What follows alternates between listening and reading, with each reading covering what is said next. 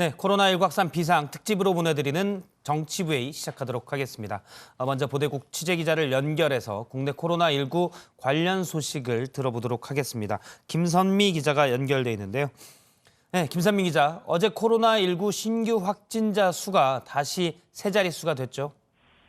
네, 어제 국내 코로나19 확진자가 100명 늘었습니다. 신규 확진자가 최근 두 자릿수를 유지하다가 사흘 만에 다시 세 자리가 된 겁니다. 현재까지 누적 확진자는 9,137명입니다. 지역별 신규 확진자는 수도권이 35명으로 대구와 경북 지역보다 많았는데요. 경기 21명, 서울 13명, 인천 1명 순이었습니다. 대구와 경북에선 각각 14명과 5명이 추가로 확진 판정을 받았습니다. 국내 코로나19 사망자는 오늘 0시 기준 126명입니다. 전체 확진자 중 사망한 비율인 치명률은 평균 1.38%인데요. 나이별로는 80세 이상이 13.55%, 70대 6.38%, 60대 1.73% 순입니다. 완치 판정을 받고 격리 해제된 확진자는 223명 늘어 총 3,730명이 됐습니다. 예, 대구와 경북 지역 확진자가 줄어드는 모습이 눈에 띄는데요. 또 하나 눈에 띄는 부분이 있습니다. 해외에서 감염된 뒤에 국내로 들어와 확진 판정을 받는 사례가 크게 늘고 있죠. 네, 어제 공항 검역 과정에서 34명이 양성 판정을 받았습니다. 지역사회에서도 17명이 해외에서 들어온 뒤 확진됐습니다. 두 경우를 더하면 모두 51명인데요. 어제 신규 확진자 수가 100명이었으니 절반 이상이 해외 유입 관련 사례인 겁니다. 지역별로는 유럽이 29명으로 가장 많았고 미국을 포함한 미주 지역이 18명으로 그 뒤를 이었습니다. 이들을 포함해 현재까지 해외 유입과 관련된 것으로 추정되는 인원은 모두 227명입니다. 국내 상황은 전보다 비교적 안정되는 추세지만 해외에선 코로나19가 급격히 확산하고 있는데요. 방역당국은 다시 한번 불필요한 여행을 삼가라고 당부했습니다.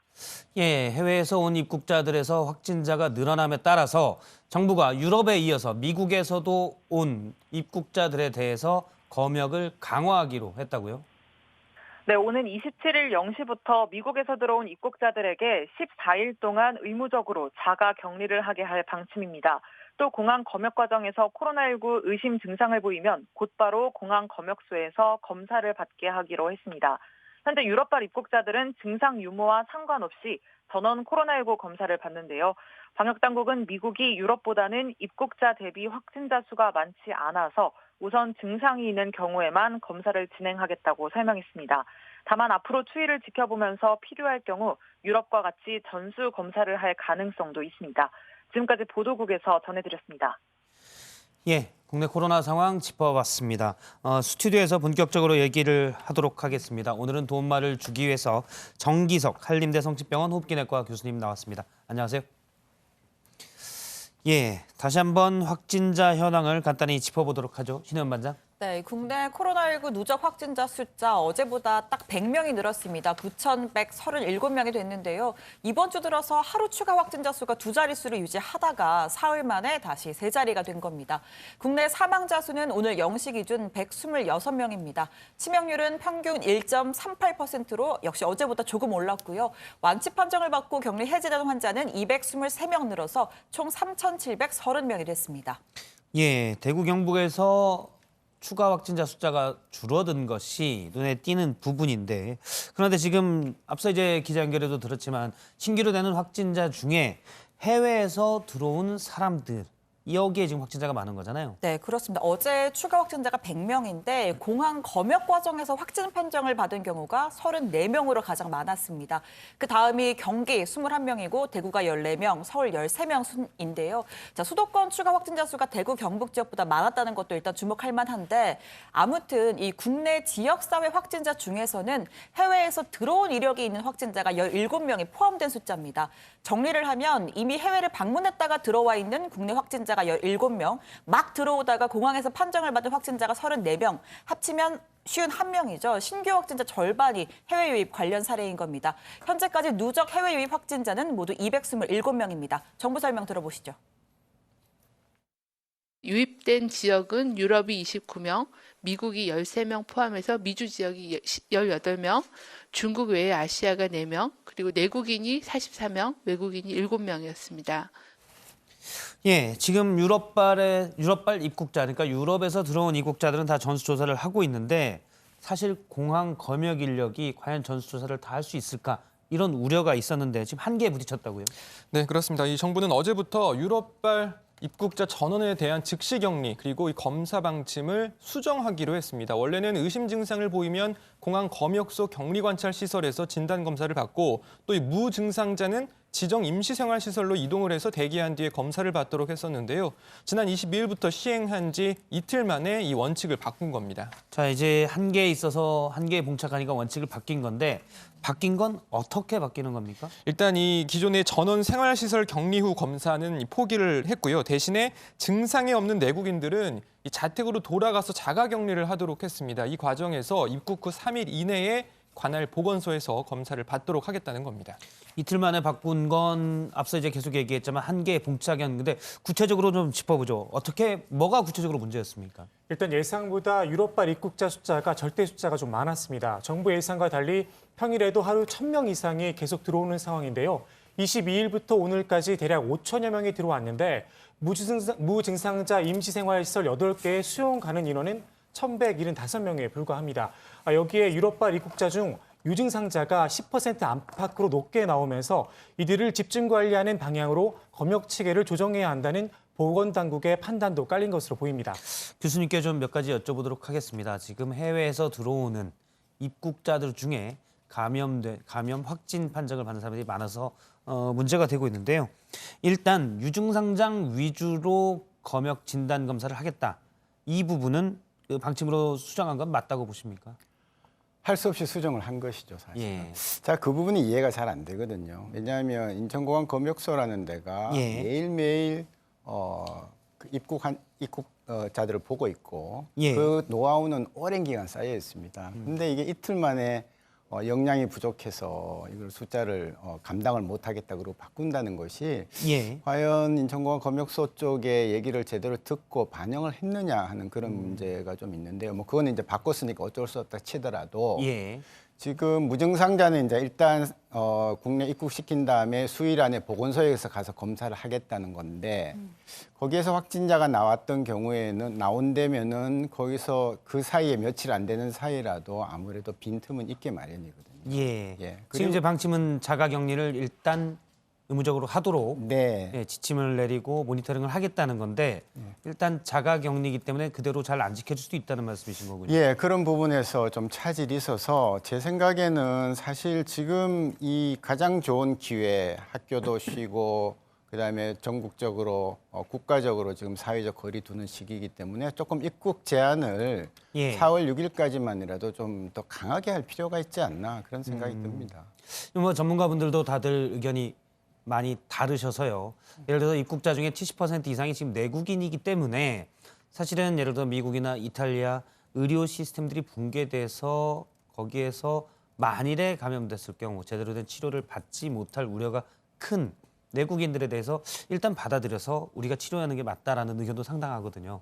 근데 이제 교수님 의견은 지금 사회적 거리두기를 강화하는 때는 일단은 막는 게 낫지 않겠냐는 의견이시고요. 아, 우리 국민은 받아야죠. 예, 우리 국민은 예, 우리 국민은 그야말로 코로나 난민이 돼서 들어오는 예. 그런 경우가 있으니까 받아야 받고. 되지만 외국인인 경우에는 특별한 사유가 있는 경우를 제외하고 예. 좀 제한을 할 필요가 있다. 실제로 그게 우리나라만 하는 게 아니고 여러 나라에서 지금 하고 있는 일이기 때문에 예. 더더욱이 4월 6일까지 전체적으로 우리가 한번 사회를 스톱시키자는 이런 캠페인을 벌이고 있을 때에 같이 한번 하면 그리고 우리가 추세를 보는 것이 더 옳다고 저는 생각하는 것입니다. 예. 외국인의 경우에는 특별한 사유가 있는 사람이면 사실 극소수가 될 테니까 검역이나 관리하기도 좀 더 편할 수가 있을 테고요. 알겠습니다. 내국인은 받지만 외국인들에 대해서는 검역을 훨씬 더 강하고 좀 제한을 높일 필요가 있다는 말씀으로 이해를 하겠습니다. 미국에서도 확진자가 급증하고 있는데 신한 반장, 미국에서 입국하는 사람들에 대해서도 검역을 좀 강화하기로 했죠. 네, 오는 27일 0시부터 미국에서 들어온 미국발 입국자들에게 14일 동안 의무적으로 자가격리를 하게 할 방침입니다. 공항 검역 과정에서 의심 증상을 보이면 원칙에 따라서 당연히 이 검역소에서 곧장 검사를 하고 나머지는 자가격리를 시키겠다는 겁니다. 정부 설명 들어보시죠. 미국 입국자에 대한 자가격리 조치는 미국 현지 발권 과정에서 사전 통보, 검역 준비 사항 등을 고려하여 3월 27일 금요일 0시를 기점으로 적용할 예정입니다. 미국 입국자 중 80% 이상은 유학, 출장 등에서 돌아오는 내국인으로 귀국 후 14일간은 자택에서 자가격리를 철저히 지켜주실 것을 당부드립니다. 그런데 약간 다른 게 있네요. 유럽에서 오는 사람과 미국에서 오는 사람 다른 부분이 있는데 미국에서 오는 사람은 유증상자는 검역소에서 검사를 하는데 증상이 일단 안 보이는 사람은 검사를 안 한다는 거잖아요. 네, 그렇습니다. 유럽발, 미국발, 그러니까 유증상자 관리는 똑같은데요. 무증상자 관리에서 좀 차이가 있습니다. 의무적으로 격리 기간을 갖긴 하지만 유럽발 입국자와는 달리 미국발 무증상자는 검사 대상에서 제외했습니다. 자가격리 중에 의심 증상이 있다고 신고하지 않는 한 검사를 받지 않게 되는 겁니다. 일단 앞서 얘기를 들어보니까 교수님, 아무래도 유럽의 확진자 비중이 더 높기 때문에 유럽에서 오는 사람들은 무증상자도 일단 자가격리된 상태에서 나중에 보건소에서 검사를 받도록 했는데 미국은 비중이 좀 낮아서 유럽보다는 낮기 때문에 무증상자는 검사를 안 한다고 합니다. 이 부분은 어떻게 판단을 하십니까?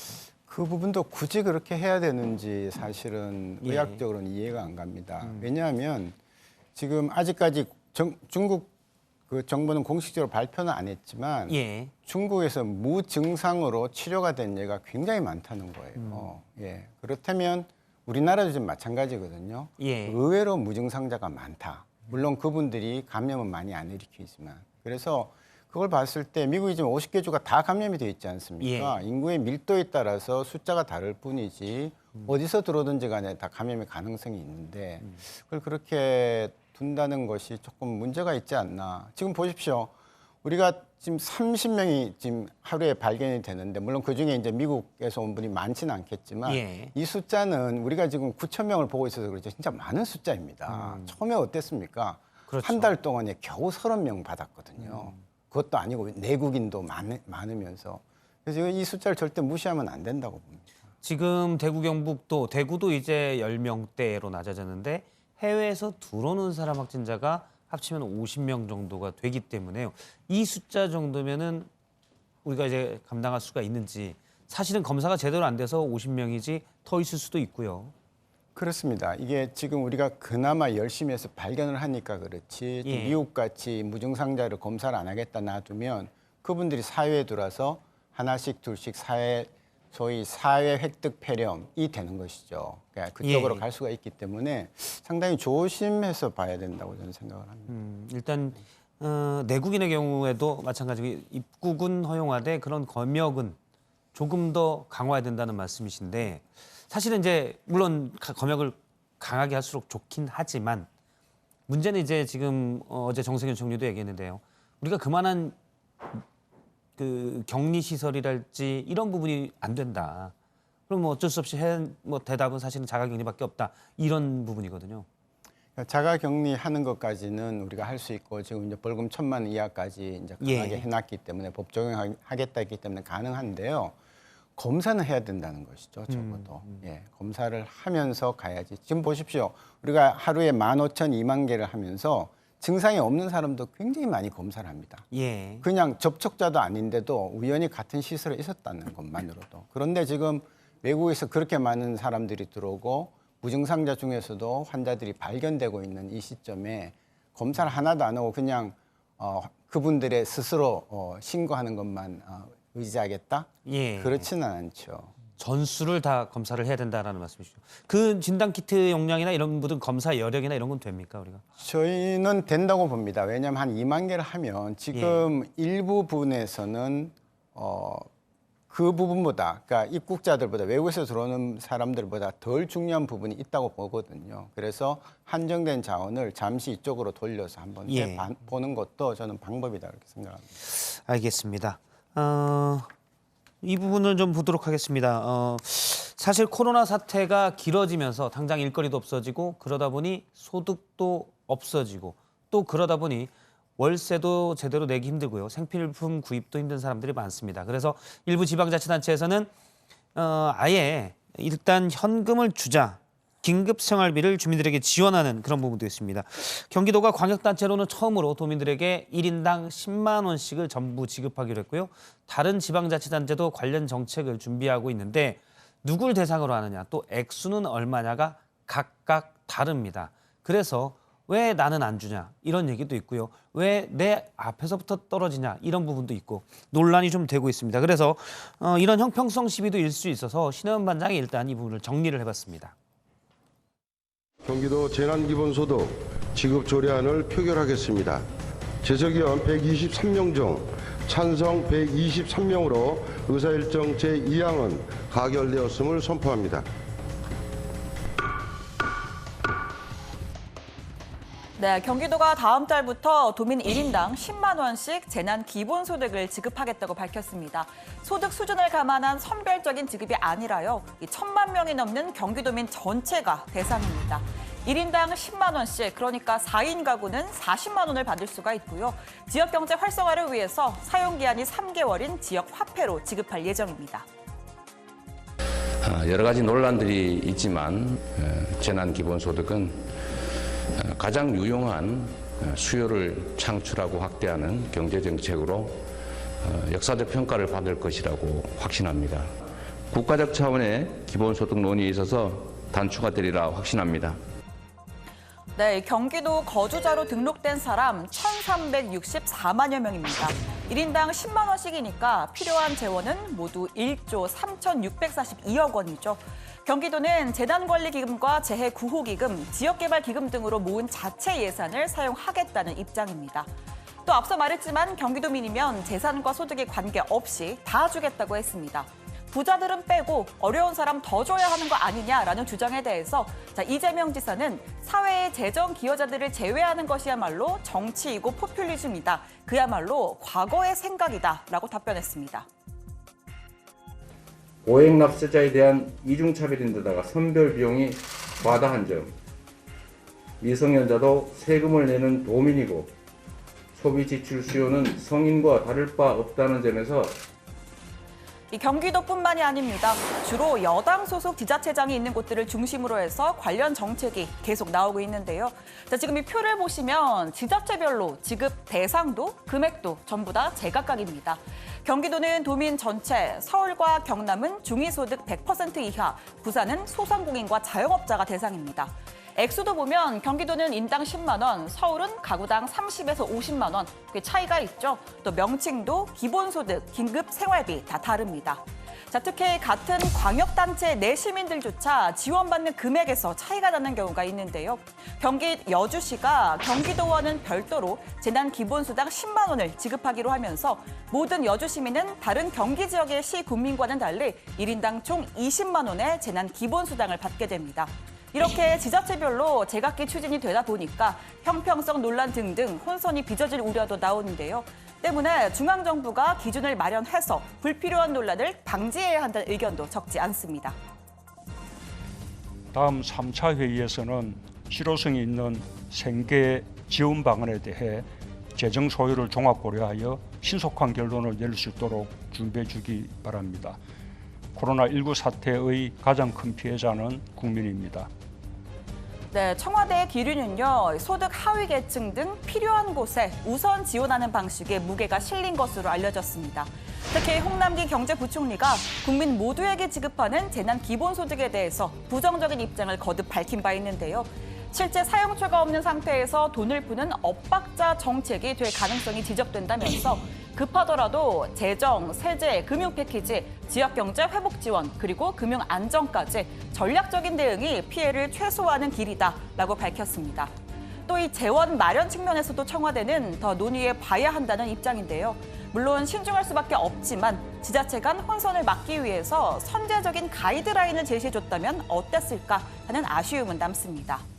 자, 마지막으로요. 이 지금 거론되는 재난 기본소득은 엄밀하게 사전적 의미의 기본소득과는 다른 개념입니다.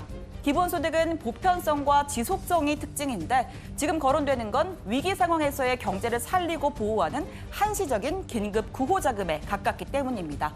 두 개념을 구분해서 본다면 일각의 이 소모적인 정쟁 피할 수 있지 않을까 생각해봅니다.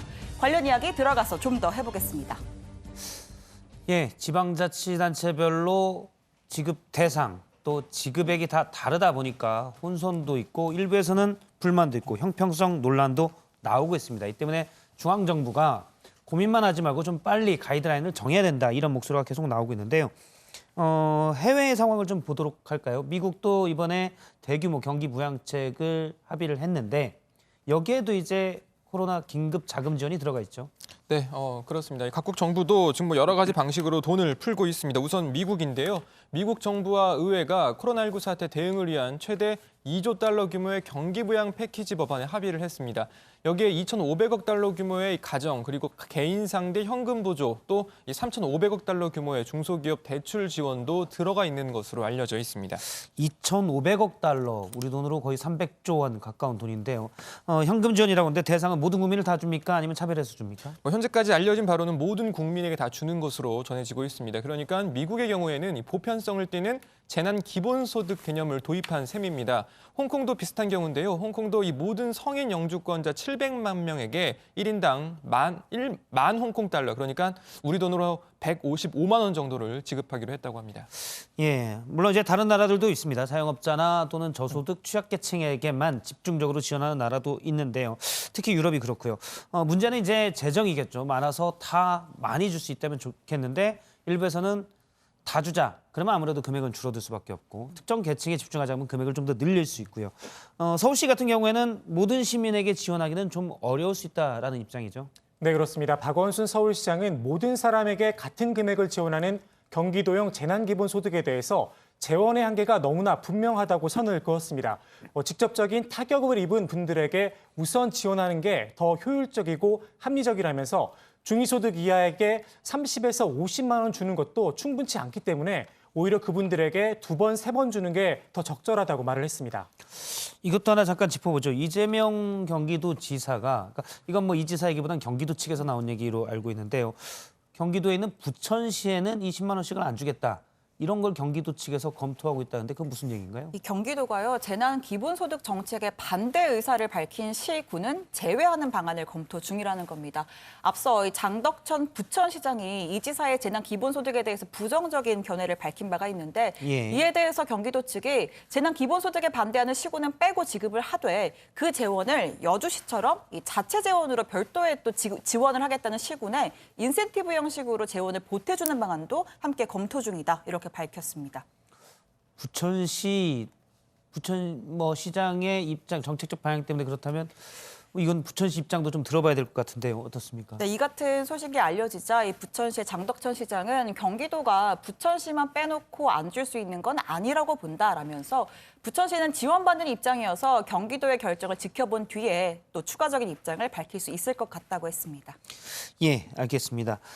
사실 각 지방자치단체별로 코로나19 긴급 지원금이 다 다르다 보니까 논란이 좀 많이 나오고 있습니다. 못 받는 곳은 당연히 불만도 있을 것이고요. 물론 정부가 과연 다 주냐 또는 어디까지 줘야 되냐라는 부분으로 고민이 좀 많을 것으로 보이는데 문제는 속도죠. 지금 당장 돈이 없어서 소비를 못하고 또 당장 돈이 없어서 하루 먹거리를 못 찾는 사람도 많기 때문에 빨리 결정을 해서 지급을 해야 된다는 목소리가 높습니다. 자, 다음 상황을 보도록 하겠습니다. 중국에서 코로나로 사망한 환자들 29명을 부검을 해봤는데 그 연구 결과를 발표했는데요. 좀 특이한 점들이 많이 있습니다. 그중에 눈에 띄는 부분은 코로나19 바이러스가 면역력을 직접 공격한다. 이런 얘기도 나오는데요.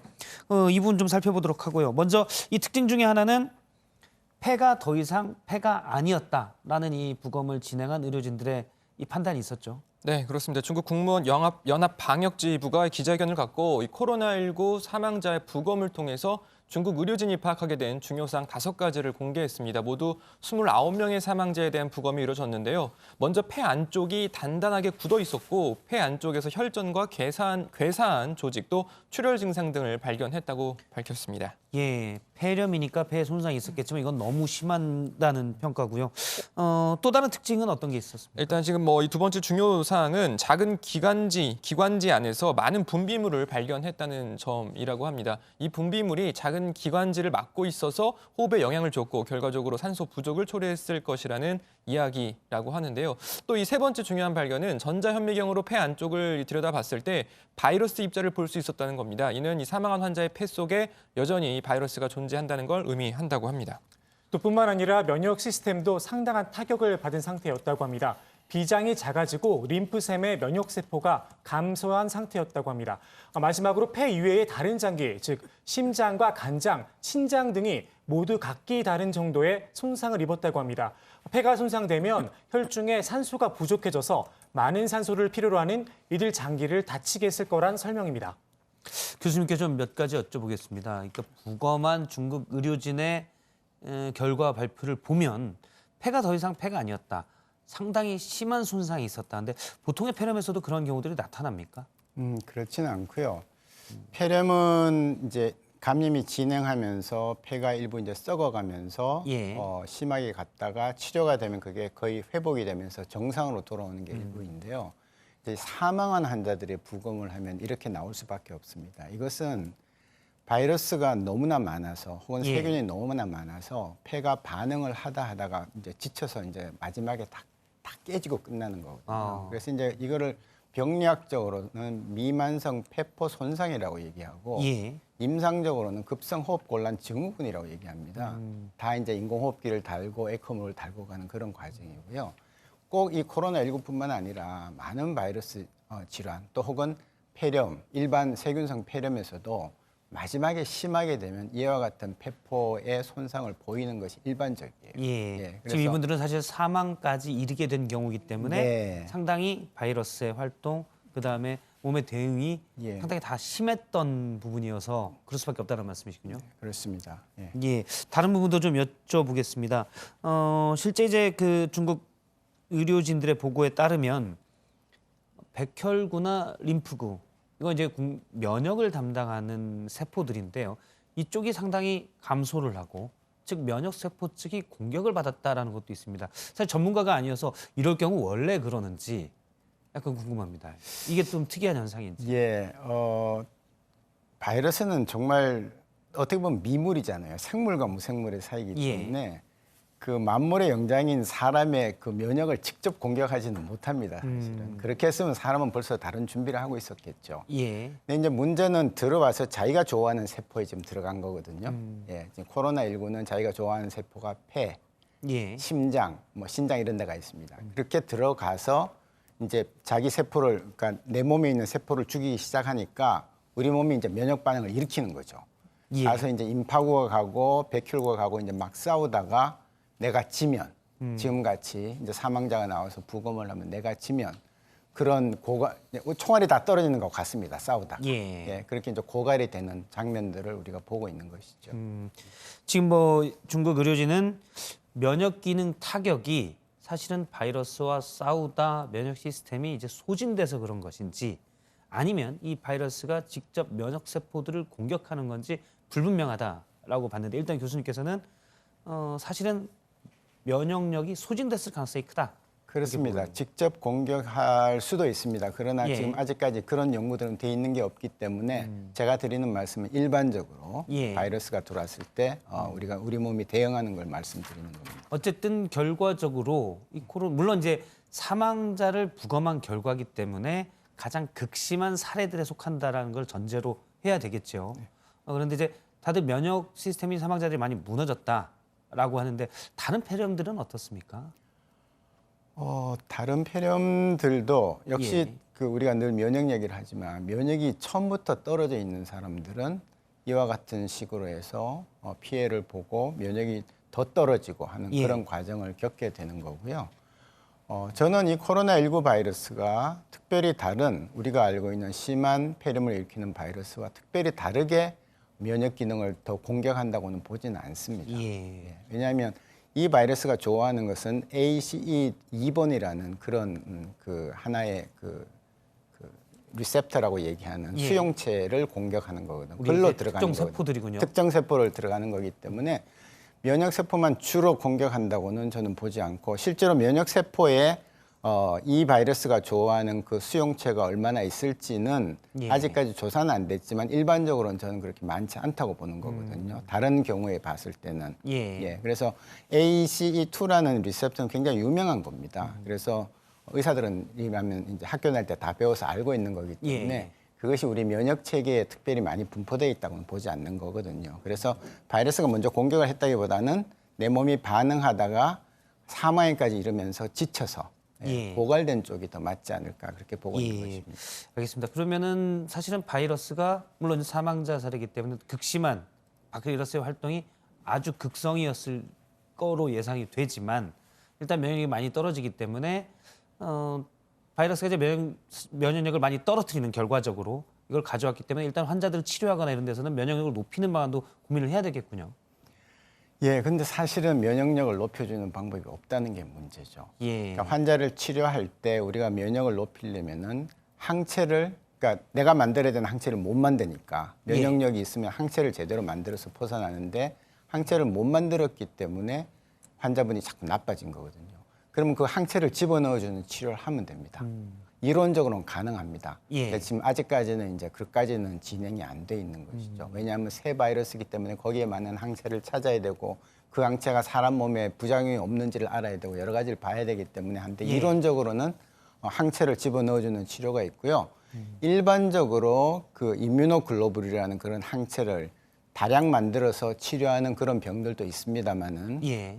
일반 폐렴에는 쓰기도 합니다. 근데 지금 이 폐렴에 대해서는 아직까지 경험 있는 사람들이 그런 치료를 했다는 얘기가 안 나오는 거 봐서는 별 소용이 없지 않나 그렇게 보고 있습니다. 일단 우리나라에서도요 이런 얘기가 있는데요. 그러니까 완치되는 환자, 우리나라도 지금 3,000명 넘게 완치가 되고 있기 때문에 완치가 될 때는 일단 이 바이러스에 대한 항체가 어느 정도는 만들어지고 있다고 보고 이들의 혈액 속에 있는 혈장을 이용해서 이걸 투입을 하면 치료제로 쓸 수 있다. 그래서 그 개발에 들어갔다고 하는데요. 네, 맞습니다. 이거는 좀 빨리 될 수 있다고 하던데 어떤 건가요? 예, 그거는 되긴 되는데요. 예. 결국은 그 병을 앓은 분한테 그 혈장을 받아야 되기 때문에 그 예. 안에 이제 그 아까 말씀드렸던 면역 글로불린을 받아내는 겁니다. 예. 흡수 면역 글로불린 양이 한정돼 있죠. 예. 그리고 딴 사람의 면역군을 받아서 내가 다른 분한테 드렸을 때 면역 거부 반응이라는 게 생길 수가 있어요. 예. 그런 부분도 극복을 해야 되기 때문에 쉽지는 않은 겁니다. 생산성에 한계가 있고. 그래서 만일 그게 잘 듣는다는 게 발견이 되면 이제 분자 공학적으로 만들 수가 있죠. 인공 예. 항체를 만들어서 우리가 대량 생산에 넣어줄 수 있는 그런 방향이 있긴 합니다. 그러나 아직까지 그것도 현재로서는 아주 기초 단계일 거다 그렇게 보고 있습니다. 그러면 이게 빨리 된다면 앞서 이제 교수님 말씀처럼 많은 완치자들의 혈장 속에 여기에 있는 항체들을 한다면 그 중에 사실은 표준화해서 가장 효과적인 그 혈장의 항체의 어떤 구조를 파악해서 대량 생산할 수 있다는 말씀이시잖아요. 맞습니다. 근데 이제 그 항체라는 것도 하나의 그 나한테 들어오면 이물질이거든요. 예. 그러면 그 항체에 대한 항체를 내가 또 만들어냅니다. 보통 면역이 있는 사람들은. 예. 그래서 이제 그렇기 때문에 그렇게 간단치가 않습니다. 예. 그냥 약을 먹는 거하고 또 다른 문제입니다. 알겠습니다. 역시 치료제는 아직은 쉽지 않다라는 말씀으로 이해를 하겠습니다. 요거 하나 도 마지막으로 좀 여쭤보도록 하겠습니다. 앞서 이제 교수님께서도 잠깐 말씀했는데 그 바이러스에 접촉할 수 있는 수용체, 그리고 우리 몸의 세포들 중에 거기에 접촉하는 수용체 세포인데 심장이나 아까 중국 연구 결과를 보면 심장, 간, 콩팥도 손상을 입는 경우가 있다. 이 바이러스가 심장이나 폐뿐만이 아니라 간도 공격할 수가 있는 건가요? 크게 두 가지로 보는데요. 바이러스는 각자 바이러스가 좋아하는 자리가 있습니다. 간염을 일으키는 바이러스는 간에만 갑니다. 예. 또 뇌염을 일으키는 바이러스는 뇌에만 가거든요. 이 코로나19는 목에 붙고 폐에 붙고 심장에 붙고 콩팥에 붙습니다.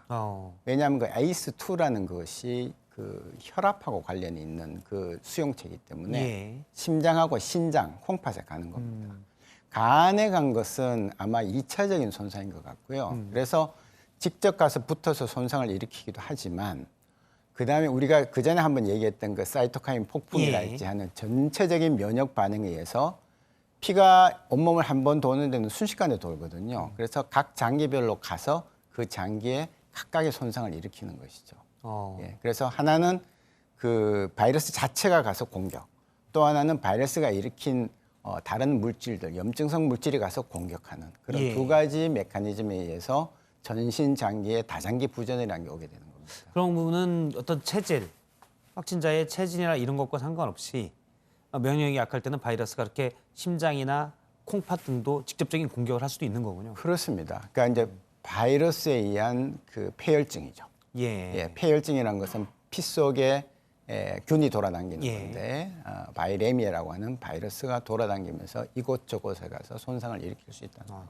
저희가 이제 코로나19 그러면 호흡기 질병을 한번 보고 이 폐만 생각을 했는데 폐에 유독 많이 그런 부분이 있다는 것이지 다른 장기도 충분히 손상시킬 수 있다.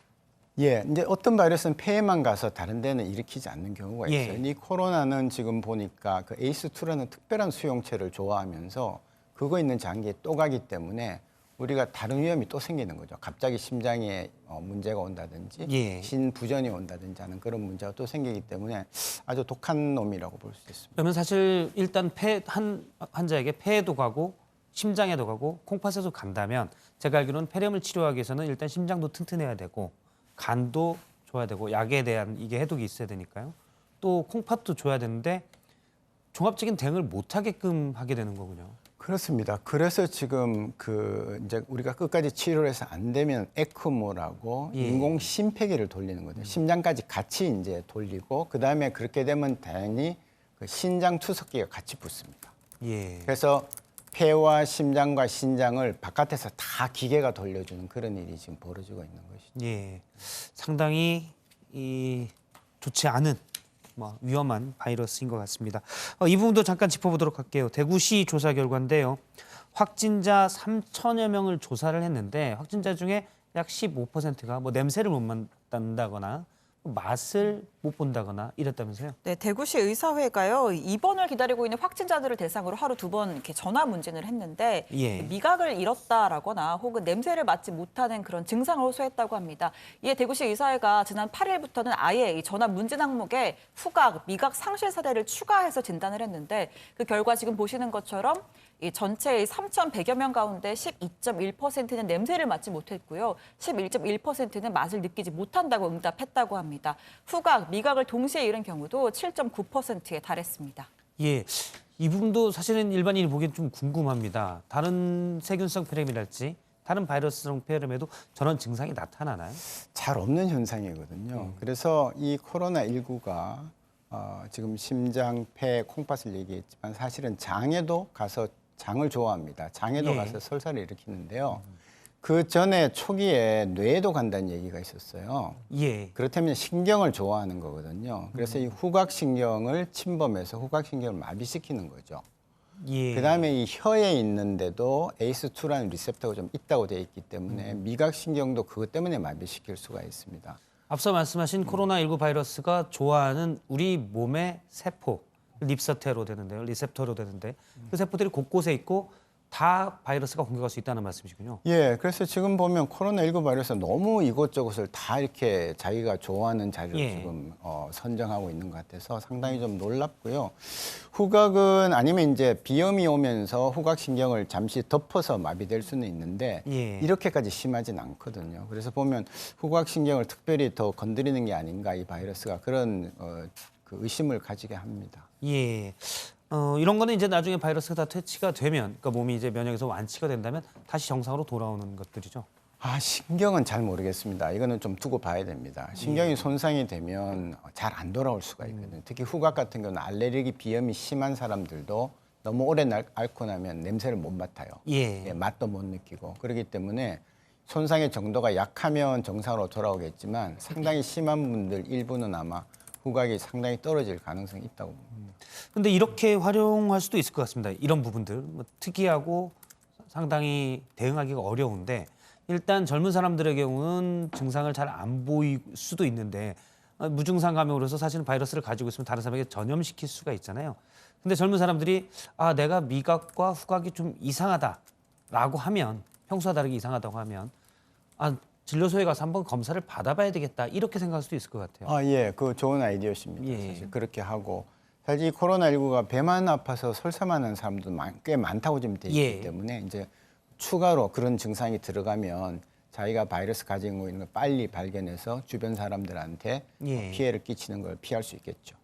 알겠습니다. 다시 한번 말씀을 드리면 이제 코로나19로 폐렴 증상이 없다고 하더라도 15% 정도는 3천여 명 중에 나온 데이터이기 때문에 상당히 신뢰성이 있습니다. 15% 정도는 후각이나 미각에 문제가 생길 수 있다고 합니다. 특별히 다른 일이 없는데 후각이나 미각에 문제가 생겼다면 나도 혹시 감염됐나라고 병원 가서 검사를 선별진료소에 연락해서 검사를 받아보는 것도 좋을 것 같습니다. 지금부터는 해외 상황을 좀 알아볼 텐데 일단 고석승 반장 세계 현황부터 짚어볼까요? 네, 미국 존스 홉킨스대 집계 기준입니다. 이탈리아 누적 환자가 6만 9천 명을 넘겼습니다. 중국과는 1만 명 정도 차이가 납니다. 자, 그리고 미국이 5만 5천 명을 넘겼고요. 스페인의 확산세가 좀 거셉니다. 현재까지 누적 확진 환자가 4만 2천여 명입니다. 독일도 3만 명대고요. 이란과 프랑스가 각각 2만 4천여 명, 2만 2천여 명입니다. 사망자를 한번 보면요. 이탈리아 사망자가 안타깝게도 현재 6,820명입니다. 치명률이 거의 10%에 가까운 상황인데요. 자, 스페인도 2,900명 넘게 숨진 것으로 집계되고 있습니다. 이란은 1,900여 명, 프랑스에서도 1,100여 명이 사망한 것으로 집계되고 있습니다. 예, 세계 각국이 확진자가 빠르게 늘고 있는데 일단 내일 G20 정상들이 특별 화상 회의를 연다고요. 네, 코로나19 위기 극복 방안을 모색하기 위한 주요 20개국 G20 특별 화상 정상회의가 내일 열립니다. 문재인 대통령은 지난 13일 프랑스 마크롱 대통령과의 정상 간 통화에서 G20 차원의 코로나19 대응을 위한 특별 화상 정상회의 개최를 제안한 바 있습니다. 청와대는 코로나19 대응을 위한 국제사회의 보건, 방역 분야 협력을 비롯해 코로나19로 인한 세계 경제의 부정적 영향을 최소화하기 위한 G20 국가 간 정책 공조 방안이 논의될 예정이라고 밝혔습니다. 네, 또 문 대통령은 내일 정상회의에서 우리나라 이 코로나19 대응 사례 등을 국제사회와 공유할 예정입니다. 또 필수적인 경제 교류의 필요성도 강조할 예정인데요. 청와대는 세계 경제의 신속한 회복을 위해서는 국가 간 경제 교류의 필수적인 흐름을 유지하는 것이 중요하다는 인식하에 각국의 국경관리 조치가 합리적인 범위 내에서 이루어져야 한다는 데 대한 G20 회원국들의 관심을 촉구한다라는 계획입니다. 예, G20이라고 하지만 세계 최강대국으로 불려왔던 미국이 지금 정말 빠른 속도로 확진자가 늘어나고 있습니다. 제 기억으로는 한 열흘 전만 하더라도 미국의 몇몇 전문가들이 우리가 자칫 잘못하면 일주일 뒤에 이탈리아처럼 될 수 있다라고 하는데 정말 일주일 만에 그렇게 되고 있는 모습입니다. 그런데 트럼프 미국 대통령이 4월 중순 전에 경제활동을 정상화하고 싶다 이런 입장을 밝혔죠. 네, 그렇습니다. 트럼프 대통령이 방송 인터뷰에서 한 말인데요. 직접 들어보시죠. Ultimately, the goal is to ease the guidelines and open things up to very large sections of our country as we near the end of our historic battle with the invisible enemy. It'll go on for a while, but we win. We'll win. I said earlier today that I hope we can do this by Easter. I think that would be a great thing for our country, and we're all working very hard to make that a reality. 부활절이 4월 12일입니다. 그러니까 4월 중순 전에는 경제활동 등 미국 내 전 분야가 정상 가동되길 희망한다고 밝힌 겁니다. 트럼프 대통령은 미국은 폐쇄되도록 설계되지 않았다. 우리 국민들은 정력과 활력, 에너지로 가득하고 집이나 아파트, 그 어떤 공간에 갇히길 원하지 않는다. 이렇게 강조하기도 했습니다. 그러면서 자동차 사고로 더 많은 이들을 잃고 있지만 자동차 업체에 전화를 해서 차를 만들지 말라 이렇게 하진 않는다면서 우리는 일을 다 시작해야 한다 이렇게 강조를 했습니다. 네, 트럼프 대통령은 또 이 사회적 거리두기를 하면서도 일하러 갈 수 있다. 조금 더 열심히 일해야 한다라고 했습니다. 손을 평소보다 5배 더 씻을 수가 있고 사람들과 꼭 악수를 할 필요는 없다라고도 했는데요. 여러 차례 독감과 코로나19를 비교하기도 했습니다. 트럼프 대통령은 우리는 몇몇 나쁜 독감이 있었는데도 나라를 닫은 적은 없다라면서 우리는 미국이 다시 일하게 해야 한다라고 강조했습니다. 그러면서 미국을 막대한 침체나 불황에 처하게 한다면 더 많은 사람들을 잃게 될 것이다. 내가 볼 땐 이 상황을 계속 내버려둔다면 더 많은 사람이 죽을 것이다 라고 주장했습니다. 실제로 백악관은 연령과 장소 그리고 지역 등에 따라서 사회적 거리두기 조치를 점진적으로 축소하는 방안을 검토 중인 것으로 알려졌습니다. 교수님께 좀 여쭤보면요. 미국은 지금 정점입니까? 시작입니까? 아니면 마무리 단계라고 볼 수 있을까요? 그래프를 보시면요. 예. 아직까지도 고개를 계속 들고 있거든요. 예. 예, 이게 한번 꺾여줘야 됩니다. 그래서 대도시에서 지금 이제 뉴욕, 예. 캘리포니아 쪽에서 생겼지만 또 다른 대도시가 아직도 남아 있거든요. 예. 그래서 저는 뭐 그 미국 쪽에서 한 2달 안에 이제 정점 찍고 내려갈 거라고 얘기를 하지만 아직까지 계속 증가 추세라서 그렇게 호락호락하게 끝나진 않을 거다 그렇게 보고 있습니다. 예. 사실 이탈리아도 확진자 하루하루 증가폭이 뭐 6천 명에서 4천 명대로 줄었다가 다시 또 늘었거든요. 그래서 사실은 어려운 부분들이 좀 많아서 알겠습니다. 그런데 지금 좀 더 두고 봐야 되는데 안심할 단계가 아닌데 트럼프 대통령은 4월 12일, 4월 중순부터는 정상적으로 일상으로 돌아가도록 노력하겠다고 하는데 이 대책에 대해서는 어떻게 보십니까? 글쎄요, 좀 너무 자신감 있는 거 아닌가 싶고 예. 저도 저 인터뷰를 봤는데 전 세계 국가가 우리 미국을 보고 있다. 예. 우리는 자신 있다. 이제 이렇게 얘기하면서 저렇게 이스터까지 이제 그 부활절까지 얘기를 했거든요. 예. 근데 부활절 때 과연 기세를 꺾을 수 있겠는가라는 그런 의문이 사실 듭니다. 예. 실제로 지금 미국에 있는 여러 의사들하고 이제 지금 그 SNS를 해보면 예. 현장에서는 되게 급해요. 예, 마스크도 부족하고 그다음에 안면 가리개도 부족하고 예. 인공호흡기가 당연히 부족하고 그러니까 다들 급한 거예요. 젊은 의사들이랑 저희가 이제 같이 모이는 방이 있거든요. 예. 그러니까 다들 그렇게 얘기를 합니다.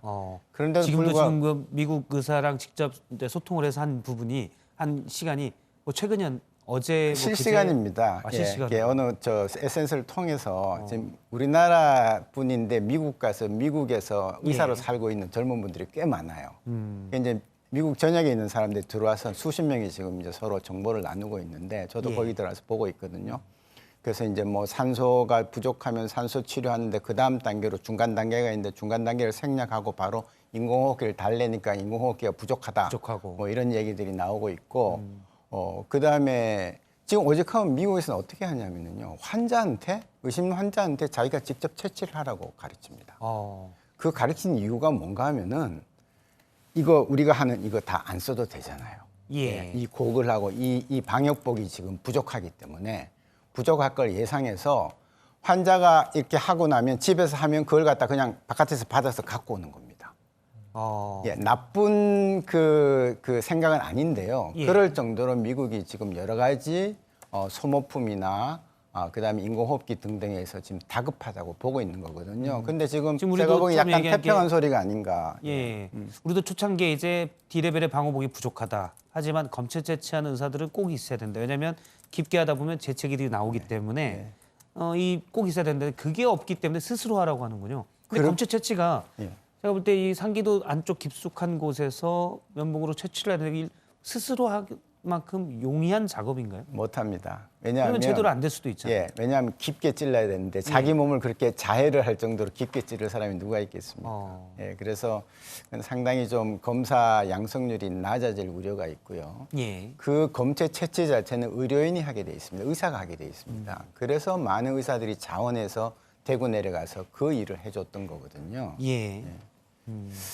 알겠습니다. 지금 장비와 의료진이 부족해서 환자에 대한 치료도 제대로 안 되고 있는데 사실은 일단은 뭐 이런 얘기가 다음 4월 12일부터는 정상생활로 돌아갈 수 있도록 그 전에 거리두기를 철저히 하자 뭐 이런 맥락이겠지만 아직은 그렇게 낙관적인 상황은 아니다라고 볼 수 있는 거군요. 만일 그렇게 했다가 환자가 여기저기서 대량으로 터졌을 때 사회적 거리두기 우리나라 같이 그렇게 안 하고 빨리 해제됐을 때 그 책임은 오롯이 아마 정치하는 쪽에서 그쪽 정치하는 쪽에서 져야 될 거라고 보는 거거든요. 지금 교수님께서 미국은 지금도 방호복, 마스크, 또 에크모, 인공치료기 다 부족하다라고 하는데 실제 트럼프 대통령이 우리 정부에 이 진단 시약을 좀 지원해달라 문재인 대통령에게 직접 전화를 해서 요청을 했었죠. 네, 그렇습니다. 트럼프 대통령이 어젯밤 늦게 문재인 대통령에게 전화를 걸어서 의료 장비 지원을 요청을 했습니다. 트럼프 대통령은 미국의 코로나19 대응을 위해서 한국에서 의료 장비를 지원해 줄 수 있는지를 물었고 이에 대해서 문 대통령이 국내 여유분이 있으면 최대한 지원을 하겠다 이렇게 답을 했습니다. 문 대통령이 지원을 위해선 미국 식품의약국 그러니까 FDA의 승인 절차가 필요하다 이렇게 이야기를 하자 트럼프 대통령은 오늘 중에 승인이 될 수 있도록 즉각 조치를 하겠다 이렇게 또 답을 하기도 했습니다. 참고로 오늘 정부의 발표에 따르면 트럼프 대통령이 지원을 요청한 의료 장비는 코로나19 진단 시약인 것으로 알려졌습니다. 네, 트럼프 대통령뿐만 아니라 우리나라의 진단시약 등 관련 의료장비 지원을 요청하는 나라가 많다고 합니다. 우리나라의 이 코로나19 진단키트 수입을 문의하거나 또는 요청한 국가는 모두 47개국에 이릅니다. 문재인 대통령도 오늘 진단시약 개발 또 생산 업체를 찾은 자리에서 최근 민간 차원의 수출 상담과 함께 정부 차원의 진단시약 공식 요청국이 많다 이렇게 밝혔습니다. 또 덴마크에서는요, 우리 측의 지원을 거부했다가 보건장관이 대국민 사과를 하는 일도 있었다고 합니다. 원래 우리 기업 등이 공급 의사를 보였는데 덴마크 당국은 상황을 충분히 통제하고 있다 이런 입장을 내놨다고 합니다. 그 후에 확진 환자가 급증하고 진단키트 부족 현상이 발생하자 덴마크 보건장관이 한국의 테스트키트 이 제공 제한에 대해 적절하게 대처하지 못했다는 점을 후회하며 치명적인 실수였다 이런 발표를 내놨다고 합니다. 예, 우리나라의 진단 장비 등을 요청하는 나라들이 이제 많다는 얘기인데요. 물론 뭐 그만큼 우리나라 것을 찾는다니까 기분이 좋지만 두 가지를 봐야 될 것 같습니다. 하나는 우리나라는 충분히 있는지, 사실은 우리도 최악의 상황을 대비해서 어쨌든 많이 가지고 있는 게 좋잖아요. 네. 어떻습니까? 우리는 일단 제가 알기로는 충분히 있고 수출까지 할 여력이 있기 때문에 예. 뭐 오히려 이것은 좋은 기회라고 생각하고요. 사실은 검사를 우리가 많이 못하는 것은 키트가 부족해서 아니라 검체를 채취할 사람이 부족해서거든요. 예. 병목 현상이 거기서 나타난 거거든요. 예. 그래서 이제 사람들이 내려가서 그 검체를 채취하고 하느라고 지원이 됐던 겁니다. 키트 같은 경우는 진단 시약도 마찬가지예요. 키트 같은 경우는 짧은 시간에 대량 생산이 가능한 제품들인가요? 맞습니다. 예. 제가 한번 하루에 얼마나 생산하는지는 모르겠지만 예. 몇몇 지금 5개 회사 정도가 예. 들어가 있기 때문에 요구가 있으면 충분히 생산은 가능하리라고 보는 거고요. 근데 공장에서 공정을 거쳐서 만들어내는 거기 때문에 예. 어렵지 않다고 봅니다. 예, 알겠습니다. 또 하나는 그러면 또 의문이 드는 게 사실은 어떤 동일한 소프트웨어로 제작되는 것들이잖아요. 그 소프트웨어를 설계하고 짜서 이게 이제 처음에 연구자들이 키트를 만들었을 때 모습이고요. 그러면 해외에서도 그렇게 똑같이 만들 수 있지 않나라는 의문도 좀 들어요. 해외는 왜 그걸 못 만드는지. 만들 수 있습니다. 그런데 우리는 사실 메르스를 거치면서 예. 그때 진단 키트에 대한 것을 국가에서 많이 인프라를 많이 깔아줬어요. 그리고 패스트 트랙을 만들어줬습니다. 예. 메르스 때 진단 키트를 만들고도 우리나라 식약처에서 통과가 안 돼가지고 검사를 빨리 못했던 부분이 있는데 그거는 뭐 정부 내에서 제약이 있었으니까 그런데 예. 제가 사실은 본부장 하면서 제일 먼저 가서 그 패스트 트랙을 만들었어요. 지금 뭐 교수님께서는 전 질병관리본부장을 하셨으니까요. 네, 예. 2016년 봄에 가서 그걸 만들고 그다음에 그때 지카 바이러스가 터졌을 때 바로 이제 적용을 했고요. 예. 이번에도 바로 적용이 됐기 때문에 회사들이 기다리고 있다가 딱 준비하고 있다가 이제 시작할 거야 그러니까 질병관리본부에서 딱 그 프로토콜을 내주니까 거기에서 만들고 식약처에 들어가서 바로 허가가 됐죠. 그래서 이제 우리나라 식약처 허가를 얻으니까 다른 웬만한 나라에서는 다 받아주죠. 예. 이제 미국 FDA는 예외입니다. 그래서 이제 트럼프 대통령이 우리 금방 해주겠다 이제 이렇게 얘기가 나오는 거죠. 그렇죠. FDA는 미국 내에서도 사실 처음에 승인을 늦게 해줘서 지금 하루가 급한데 왜 진단키트 승인을 안 해주냐. 미국 내 업체들이 생산한 것들에 대해서요. 그런 비판이 내부 비판이 꽤 있었던 것으로 알고 있습니다. 네. 우리나라는 빨리빨리 승인해주고 정확도가 높은 제품을 빨리 승인해준 시스템이 돼 있었군요. 네. 그리고 조금 이제 미국은 처음에 키트를 개발할 때 약간 다른 방향으로 나갔기 때문에 예. WHO에서 권고하는 쪽으로 안 갔기 때문에 조금 늦었다는 그런 점도 있습니다.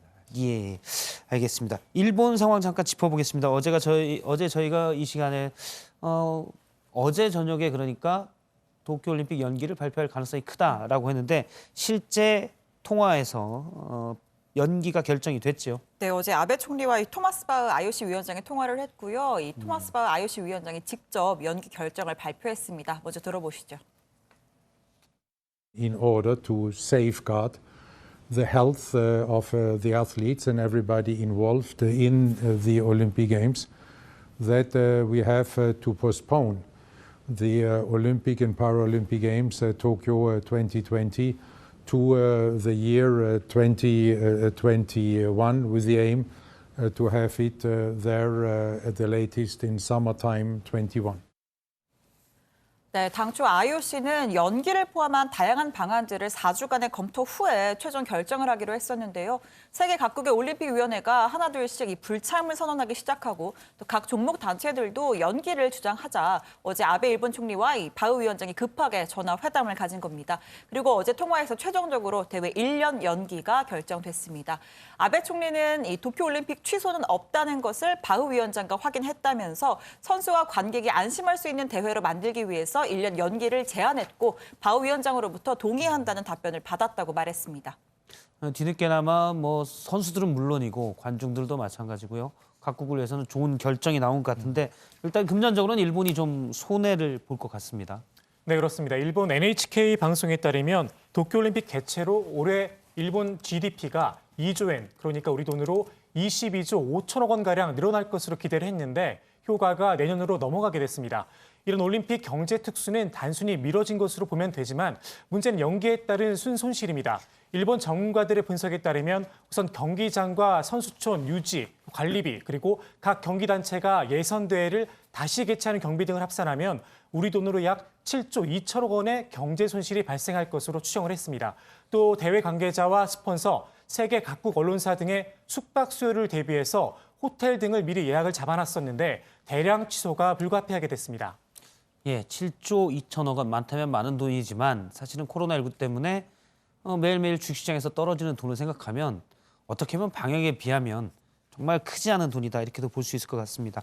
그런데 혹시 이제 개막식이나 경기장 티켓을 미리 구입한 사람들 이런 부분들은 어떻게 됩니까? 네, 현재까지 판매된 이 도쿄올림픽 개막식과 폐막식 또 경기 입장권은 한 500만 장이 넘는 것으로 알려졌습니다. 아직 환불 여부 등은 정해지지 않은 것으로 지금 전해지고 있는데요. 자, 우선 올림픽 조직이 규약은 불가항력의 원인일 경우에는 그 불이행에 관해 책임을 지지 않는다 이렇게 규정하고 있습니다. 만약에 코로나19 사태가 이에 해당된다고 판단할 경우에는 입장권 환불이나 또는 내년으로 2월이 불가능할 수 있다는 겁니다. 이 조직위원회 측은 입장권을 산 사람들을 충분히 배려할 것이다 이런 입장을 현재 밝힌 바 있습니다.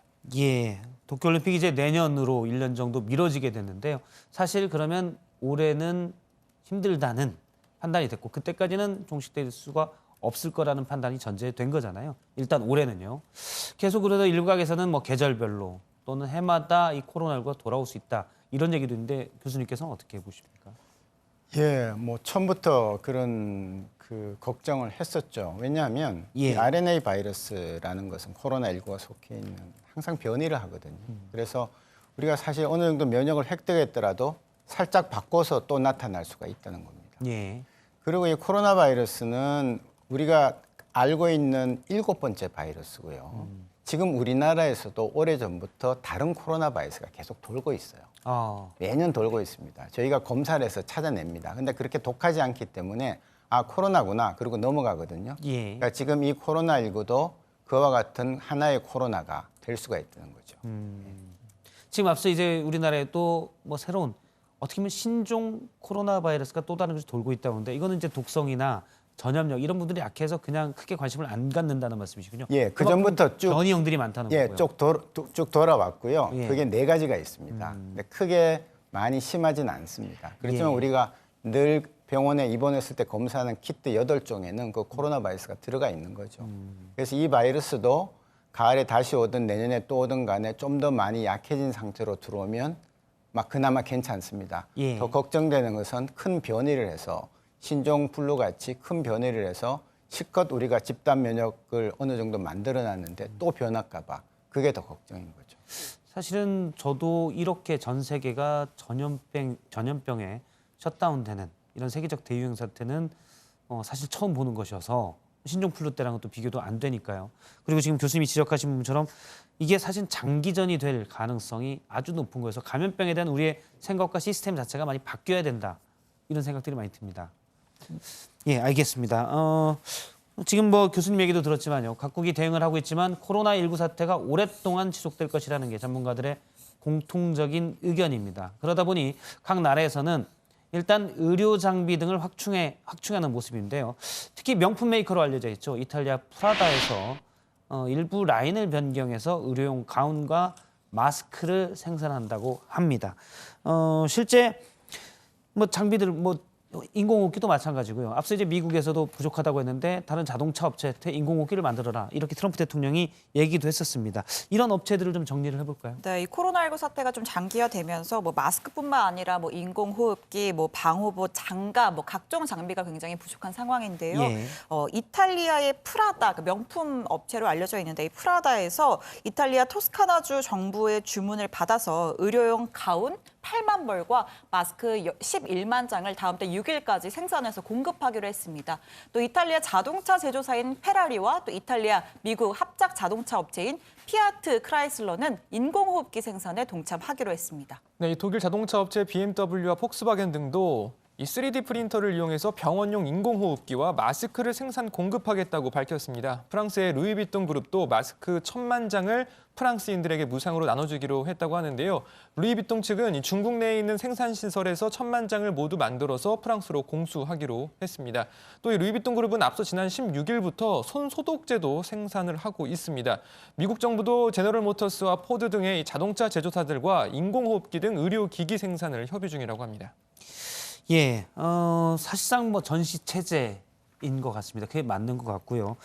사태가 장기화된다면 사실은 우리도 의료 앞서 이제 방호복, 마스크 이런 생산 시설들이나 이런 것들을 일단 다 확대를 하고 또 많이 비축해 놓을 필요성들이 있지 않을까요? 예, 우리나라는 사실 황사 때문에 예. 마스크 그 생산 기술이나 또 능력이나 이런 건 대단하거든요. 예. 그래서 그쪽은 좀 어느 정도 이제 수요가 충족되면 충분히 가능하리라고 보고요. 예. 나머지 것들도 그렇게 어려운 기술들이 아닙니다. 특히 인공호흡기 같은 것도 아주 옛날부터 만들어 왔던 거기 때문에 물론 예. 국산은 제가 알기로는 없는 걸로 알고 있는데요. 만일 박차를 가해서 만들려고 마음만 먹으면 우리 기술로 충분히 할 수 있다고 보는 것이거든요. 예. 사실은 국가에서 또는 공공에서 이런 부분들을 생산하고 감당할 필요성도 좀 있을 것으로 보입니다. 알겠습니다. 교수님 말씀 여기까지 듣도록 하겠습니다. 고맙습니다. 예, 계속해서 정치권 얘기를 해보도록 하겠습니다. 일단 그에 앞서서 최근에 많은 사람들의 분노를 일으키고 있는 부분이죠. 미성년자를 비롯한 여성들을 협박해서 성착취물을 만들고 이를 텔레그램에 유포한 이 박사방 운영자 조주빈이 오늘 검찰에 넘겨졌습니다. 이 소식부터 짚어보도록 하죠. 네, 예, 오늘 이 서울 종로경찰서에 수감됐던 조 씨가요. 오늘 아침에 검찰로 넘겨졌습니다. 경찰서를 나서면서 마스크와 모자 없이 맨 얼굴로 포토라인에 섰습니다. 지금 이 목 보호대를 차고 또 머리에는 이 반창고를 붙인 모습이었습니다. 피해자들에게 할 말이 없느냐 이런 취재진의 질문에는 이렇게 답을 했습니다. 손석희 사장님, 윤장현 시장님, 김웅 기자님을 비롯해 저에게 피해를 입은 모든 분들께 진심으로 사죄의 말씀을 드립니다. 멈출 수 없었던 악마의 삶을 멈춰주셔서 정말 감사합니다. 걸리지 않을 거라고 눈을 약간 낮게 잠깐 보면서요. 아시나요? 지금 입을 굳게 담은 조주빈의 모습을 확인하고 있습니다. 여러 질문을 하는데 아무 대답을 하지 않고 있습니다. 일단 뭐 피해자들에게 할 말 없으시나요? 라는 질문에도 대답을 안 했고요. 그런데 예상외의 대답이 나왔었죠. 그 전에 손석희 사장, 윤장현 시장, 또 김웅 기자들을 비롯해서 뭐 진심으로 사죄의 말씀드린다. 의외의 말이어서 약간 다들 놀랐었는데 일단 조 씨가 손석희 사장을 협박을 했었다고 했죠. 예, 그렇습니다. 손 사장이 관련 입장을 밝혔는데요. 조 씨는 자신을 흥신소 사장이라고 속이고 연락을 해왔다고 합니다. 당시 손 사장과 K모 씨가 분쟁 중이었는데요.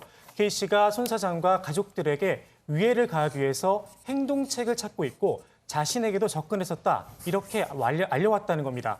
돈을 주면 관련 증거를 건네겠다고 했다는데요. 증거 확보를 위해서 어쩔 수 없이 이에 응했다는 설명입니다. 윤장현 전 광주시장에게도 방송 출연을 미끼로 사기를 쳤던 걸로 확인이 됐습니다. 예, 사실 다른 피해자들에게 할 말이 없냐라고 물어봤는데 아무 대답도 안 하는데 이분만 얘기했다는 것은 어떤 자기가 했던 성착취물 부분을 뭐 희석시키려 했다 이런 해석도 나오고 있습니다. 그런데 조 씨의 암호화폐를 추적해 보니까 30억 원 넘는 돈이 나왔었다고요. 네, 일단 이더리움이 조 씨가 박사방을 운영하면서 사용한 암호화폐 가운데 하나인데요. 한겨레 보도에 따르면 조 씨의 이더리움 지갑에서 최대 32억 원에 이르는 자금 흐름이 포착됐다고 합니다. 조 씨는 박사방 가입비로 최대 200만 원가량의 암호화폐를 회원들에게 요구했던 것으로 알려졌고요. 한편 서울지방경찰청은 조 씨와 관련된 암호화폐 거래소 4곳을 또 압수수색했습니다. 경찰은 조 씨가 모네로라고 하는 암호화폐를 가장 많이 사용했다는 정보를 입수해서 현재 추적 중입니다. 예, 이 부분도 봐야 되고요. 사실 암호화폐를 낸 사람들, 그러니까 그 방에 들어있던 공범들도 다 경찰이 수사를 한다고 하니까요. 조속히 밝혀졌으면 합니다. 다음은 총선 얘기를 좀 해보도록 하겠습니다. 총선이 가까워지는데 코로나19는 그대로입니다. 문제는 투표일에 열이 나면 어떻게 하느냐입니다. 과연 투표는 가능하냐. 또 지금 자가격리자들이 많은데 이 자가격리자들은 투표를 어떻게 해야 하느냐도 논란이 되고 고민이 되고 있습니다. 방역과 투표권이 충돌하는 부분인데요. 이 부분을 논의를 좀 해보도록 하겠습니다. 일단 방역 당국에서는 증상이 있는 사람들은 투표하지 말고 기왕이면 집에 있는 게 좋겠다 이렇게 권고를 했죠. 네, 현재 방역 당국에서는요. 기침을 하거나 열이 나면 3, 4일간 집 밖으로 외출을 하지 말고 또 경과를 지켜봐달라고 권고를 하고 있습니다. 그러니까 투표 당일 이렇게 열이 나거나 이런 의심 증상이 있으면 역시 또 외출을 자제해달라고 이야기를 했는데요. 직접 들어보시죠. 국민의 기본권인 투표도 중요한 권리지만 본인이나 다른 사람들의 안전을 위해서 투표를 가급적 가지 마시고 집안에서 휴식을 취하시는 게 바람직한 이 방법이라고 생각이 듭니다. 의심 증상만 있어도 투표를 자제해달라는 건데 이 선관위하고는 논의가 서로 된 건가요? 네, 앞서 이 선관위에서는요, 기침이나 발열, 그러니까 의심 증상이 있는 분들은 따로 체크를 해서 개별 투표소에서 투표를 하도록 하겠다라고 밝혔습니다. 자, 그런데 방역 당국이 이런 대책으로는 어렵다라고 또 난색을 표한 건데요. 방역 당국은 현재 행안부와 선관위, 질병관리본부가 여러 가지 추가 대책을 논의하고 있다고 밝혔습니다. 일단 정리가 되는 대로 안내를 하겠다고 하는데 그런데 이 선관위 쪽의 설명은 좀 달랐습니다. 자, 의심 증상자는 투표를 자제해달라는 권고와 관련해 사전에 좀 논의가 된 게 없다는 게 지금 선관위의 입장입니다. 예, 일단 선관위는 투표권을 지키는 데 초점을 둘 수 있고요. 방역 당국은 방역이 먼저여서 각 부처의 의견이 약간 다른 것으로 보입니다. 그런데 한 가지 궁금한 게 코로나19 확진자다. 그래서 병원에 있다 또는 집에 격리돼 있다. 투표를 어떻게 합니까? 네, 코로나19 확진을 받은 분들은 거소투표를 신청을 하시면 됩니다. 거소투표는 환자나 장애인처럼 몸을 움직이기 어렵거나 교도소 수감자처럼 투표소를 찾을 수 없는 사람들이 대상인데요. 집이나 병원 등 본인이 기거하는 곳에서 우편으로 투표를 하게 됩니다. 이번에 코로나 확진자들도 이 거소투표 대상에 포함이 됐습니다. 거소투표 신청은 오늘 28일까지입니다. 28일까지는 확진자들은 거소투표 신청하고 거소투표를 그러니까 집에서 투표를 하면 되는데 만일 28일 넘어서 확진 판정을 받았다. 그래서 격리가 된 사람은 투표를 그럼 어떻게 해야 됩니까? 네, 선관위는 28일 이후에 확진 판정을 받은 사람들을 위해서 전국의 주요 생활치료센터에 사전투표소를 설치하기로 했습니다. 사전투표 기간에 미리 투표를 하면 되는데요. 사전투표는 4월 11일과 12일 이틀간 실시가 됩니다. 사전투표가 끝난 뒤인 13일 이후에 확진 판정을 받으면 투표할 방법이 마땅히 없습니다. 예, 13일 이후에 확진 판정받아서 격리되면 투표권을 행사하기가 상당히 어렵게 되는군요. 진료 확진자 말고 확진자와 접촉해서 자가격리를 하는 사람도 있지 않습니까? 이 사람들은 어떻게 됩니까, 투표를? 네, 선관위 행안부에 제가 직접 물어봤는데요. 뾰족한 해결책이 없다는 입장입니다. 일단 법적으로 자가격리를 어기게 되면 1년 이하의 징역이나 1,000만 원 이하의 벌금을 물어야 합니다. 집을 나서 투표장에 가는 것 자체가 검역법을 어기게 되는 겁니다. 24일 18시 현재 자가격리 중인 인원은 국내 8,335명, 해외 입국자 1,256명입니다. 4월 15일 투표일에 자가격리자가 얼마나 될지 현재로서는 좀 추정하기가 어려운 상태인데요. 정부에선 코로나 확산세가 주춤하면서 국내 자가격리자가 6,000명 안팎이 될 것 같다 이렇게 조심스럽게 내다봤습니다. 반면에 해외 입국자가 크게 늘어나고 있어서 전체 자가격리자 숫자를 가늠하기는 어렵다는 입장입니다. 이 사람들은 투표권을 행사하려면 투표일 당시에 자가격리에 돼 있는 사람들은 투표권을 행사하려면 이 검역법을 감염병 관련법을 어기게 되는 거잖아요. 이번엔 그렇습니다. 대책이 좀 필요할 것 같은데 예를 들어서 거소투표할 수 있는 신청 기간을 좀 늘려준다거나 그렇게 하면 안 되나요? 일단 자가격리 중인 비확진자는 거소투표 대상자가 아닙니다. 그러니까 코로나19 확진자에 한해서 거소투표를 신청할 수 있습니다. 또 거소투표 대상자를 자가격리자까지 확대한다고 하더라도 당장 거소투표 신청 기간을 늘릴 수는 없습니다. 거소투표 신청 기간은 법적으로 지금 정해져 있는 상태입니다. 이 부분은 사실 정부에서도 좀 고민을 해야 될 부분인 것 같습니다. 투표권을 어떻게든 행사할 수 있도록 사실은 방책 이런 것들을 마련하는 게 맞지 않나라는 생각이 들고요. 미래통합당 얘기를 해볼게요. 공천을 사실상 마무리했는데 호남 쪽은 아예 미래통합당이 공천을 못하는 곳이 많다고요? 네, 통합당은 현재 호남 지역구 28곳 가운데 18곳에 후보를 내지 못했다고 합니다. 지난 20대 총선 때는 2곳을 빼고 후보를 냈었는데 4년 만에 호남에서 당세가 크게 후퇴한 모양새입니다. 황교안 대표의 말 직접 들어보시죠. 자원이 부족했습니다. 또 우리가 사람들을 더 광범위하게 찾는 노력도 부족했다고 생각합니다. 예, 자원이 부족했다. 사람을 찾는 노력도 부족했다고 했는데 그런데 이제 김무성 의원이죠. 김무성 의원이 불러만 주면 험지에 가겠다. 호남에도 가겠다. 이런 입장을 낸 바 있잖아요. 그래서 네. 당에서 오히려 호남 출마를 막았다고요? 네, 이석연 통합당 공천관리위원장이 김무성 의원의 광주 출마를 적극적으로 추진했다고 합니다. 김무성 의원 본인도 호남 출마에 공감대를 형성했다고 하고요. 자, 필요한 건 뭐 격식, 그러니까 황교안 대표가 김무성 의원에게 출마를 요청하는 모습만 좀 보여주면 된다는 게 이석연 위원장의 입장이었는데요. 황 대표가 이를 사실상 거부했다고 합니다. 이 김 의원을 일회용으로 활용하는 건 적절하지 않다라는 겁니다. 출신 또 지역이나 그동안의 경력이나 또 해당 지역에서의 활동 상황이나 이런 것들을 종합적으로 볼 때 그것은 국민들이 쉽게 납득하기 쉽지 않은 그런 영역이다. 이런 얘기들이 적지 않았습니다. 네, 관련해서 김무성 의원이 당내 경쟁자라는 점을 의식한 게 아니냐 이런 질문에는 억측이다 이렇게 부인했습니다.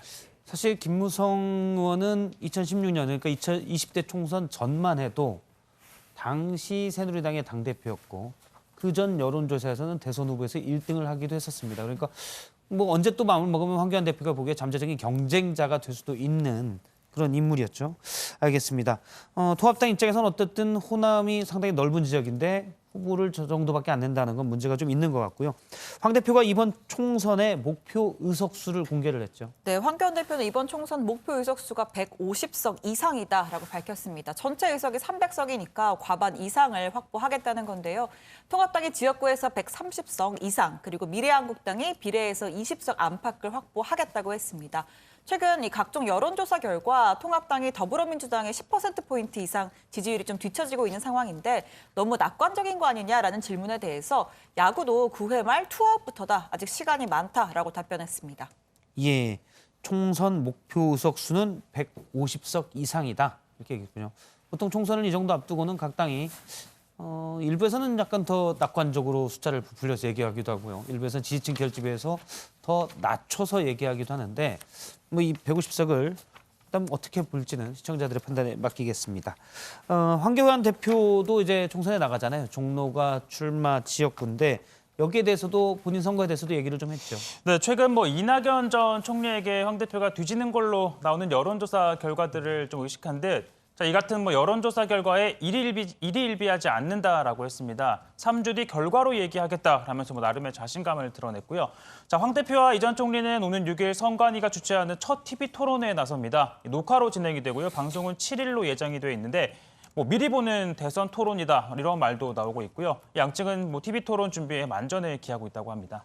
예, 두 사람이 이제 여야의 대선 주자 중에 한 사람으로 분류가 됐는데 직접 저렇게 토론을 하는 거는 처음인 것 같습니다. 알겠습니다. 다음은 이번 총선에 대해서 좀 더 얘기를 할 텐데요. 더불어민주당과 미래통합당이 자체 비례 후보를 내지 않고 사실상 비례 전용 정당을 만들다 보니 이번 총선이 좀 이상하다. 그런 지적들이 많습니다. 각 당은 사실 자기 당뿐만이 아니라 이른바 형제당 또 자매당 이렇게 얘기를 하면서 이쪽도 응원해달라, 이쪽도 지지해달라 이렇게 얘기를 하고 있는데요. 그러다 보니 당 지도부에서는 각자 챙길 것도 많아지고 있습니다. 오늘 민주당 지도부가 위성정당에 대한 지지를 호소했죠. 네, 우선 민주당은요. 지금 상황이죠. 이 코로나19 위기를 극복하고 또 경제 위기에 대응하기 위해 정부 여당의 힘을 모아달라고 요청을 했습니다. 자, 이때 이해찬 대표가요. 이 비례연합정당인 더불어시민당의 비례대표 후보에게 후보의 후보를 지지해달라고 했는데 민주당 후보 20여 명이 지금 이름을 올리고 있다면서 지지를 호소한 겁니다. 아침당 공식 회의에서 시민당의 승리를 외치기도 했는데요. 들어보시죠. 더불어 시민당의 승리가 곧 민주당의 승리입니다. 우리 민주당은 정당법과 선거법이 허용하는 한도까지 물심양면으로 더불어 시민당을 최대한 지원할 것입니다.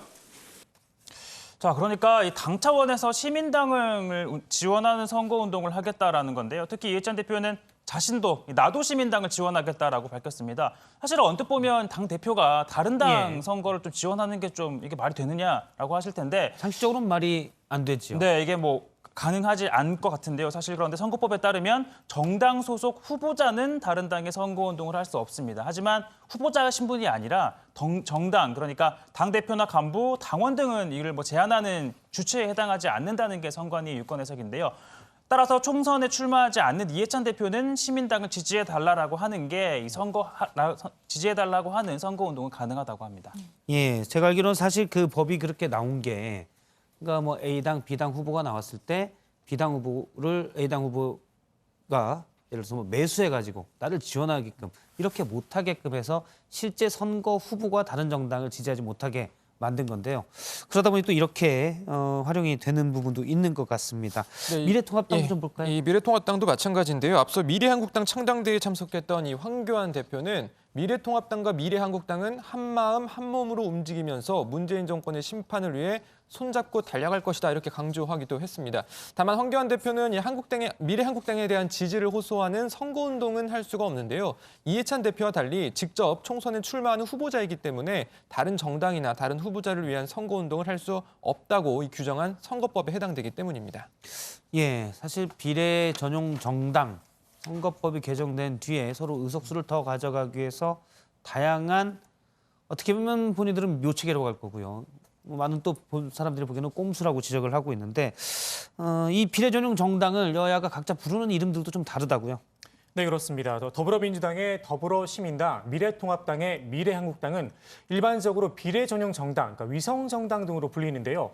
앞서 통합당에서 한국당을 위성정당이 아니라 자매정당으로 불러달라고 했었는데요. 이번에 민주당은 시민당을 형제정당이라고 불러달라 해서 눈길을 끌었습니다. 미래통합당과 미래한국당은 여러분 잘 아시는 바와 같이 자매정당입니다.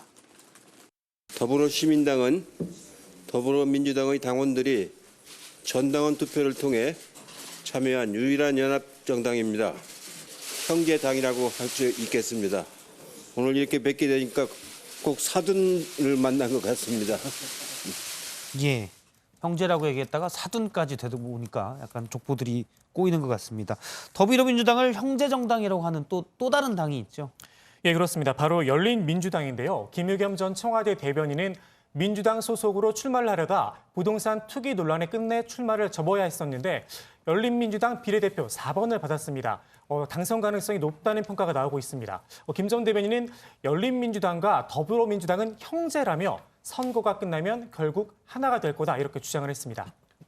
그러니까 열린민주당은 더불어민주당에게 우린 형제다라고 얘기하는데 더불어민주당이 형제당이라고 하는 거는 다른 정당이잖아요. 더불어시민당이고 그러니까 동생은 형이라고 하는데 형이 넌 동생 아냐 이런 형국이네요. 네, 뭐 그런 맥락에서 보면 민주당이 형이라고 좀 가정이 되는 상황이겠죠. 일단, 뭐 앞서 들으신 것처럼 더불어시민당을 향해서는 민주당이 형제라고 했지만 뭐 그러니까 동세로 인정을 한 거죠. 하지만 열린민주당에 대해서는 형제가 아니라고 하고 있습니다. 앞서 윤호중 사무총장은 열린민주당 후보들에 대해 이 민주당 공천에서 부적격 판정을 받거나 또 탈락한 사람들이다, 유감이다라고 했었고, 자, 이해찬 대표 역시 민주당 탈당 후 당선이 되더라도 복당은 불가능하다라는 뜻을 재차 강조한 바 있는데요. 오늘도 또 이렇게 얘기를 합니다.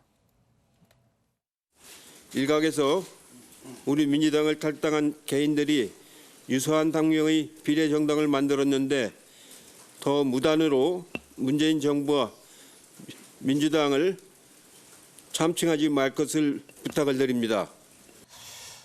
자, 이해찬 대표는 뭐 유사한 정당이라고 했지 열린민주당이라는 표현 자체도 쓰지 않았잖아요. 예. 그러면서 이제 참칭하다라고 했는데 이게 무슨 의미냐면 이 분수에 넘치지 않게 스스로를 임금이라고 부른다. 또는 뭐 분수에 넘치는 호칭을 스스로 부른다라는 뜻입니다. 그러니까 열린민주당이 마치 정부 여당과 관계 있는 것처럼 지금 얘기를 하는데 그렇게 표현을 하지 말라고 경고를 한 겁니다. 아무래도 뭐 지지층이 열린민주당과 더불어시민당이 겹치기 때문에 그쪽은 아니다. 이 더불어시민당 이쪽이다라고 강력하게 얘기를 하는 것으로 보입니다. 네, 그러니까 이미 오는 총선에서 말씀하신 것처럼 지지층이 겹칠 수 있기 때문에 열린민주당이 아니라 더불어시민당에 투표를 해라 뭐 이런 거를 이제 지지자들을 향해서 요구를 한 건데요.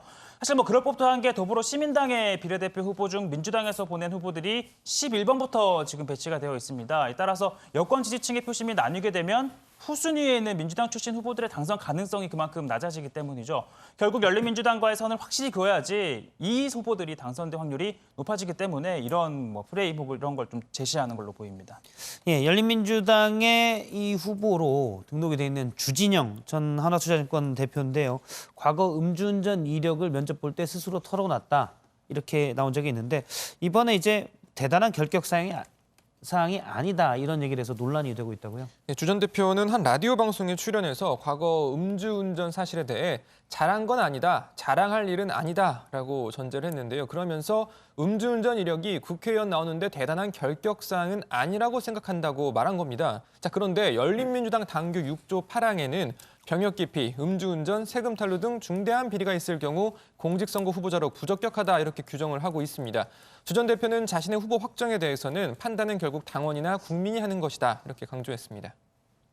알겠습니다. 이번 총선에 출마한 후보자들 가운데 음주운전 이력자들도 꽤 있잖아요. 네, 그렇습니다. 경실련이 지난 15일 기준으로 민주당과 통합당에서 공천이 확정된 후보들의 전과 기록을 분석했는데요. 음주운전과 무면허 운전이 38건이었습니다. 그리고 민주화운동 등으로 인한 집회 시위법, 국가보안법 위반이 106건으로 가장 많았고 선거와 관련된 불법인 공직선거법, 정치자금법 위반이 19건이었습니다. 아시다시피 음주운전 처벌을 강화하는 윤창호법이 국회에서 통과가 됐는데요. 많은 후보자가 음주운전 전과가 있다는 건 아이러니할 뿐더러 유권자의 상식에도 부합하지 않는다. 이런 비판이 불가피해 보입니다. 아무튼 이번 선거제는 개정선거법에 의해서 준연동형 비례대표제, 그러다 보니까 군소정당이 유리하다는 얘기가 많이 나오는데요. 그러다 보니까 군소정당 창당도 많습니다. 이러니 투표를 나중에 개표할 때 자동 개표가 안 된다는 얘기도 나오고 있는데 최종혁 반장이 관련 내용을 정리했습니다. 네, 앞서 전해드린 대로 거대 정당에서 사실상 비례 전용 정당을 만들게 된 건 바로 준연동형 비례대표제 때문이죠.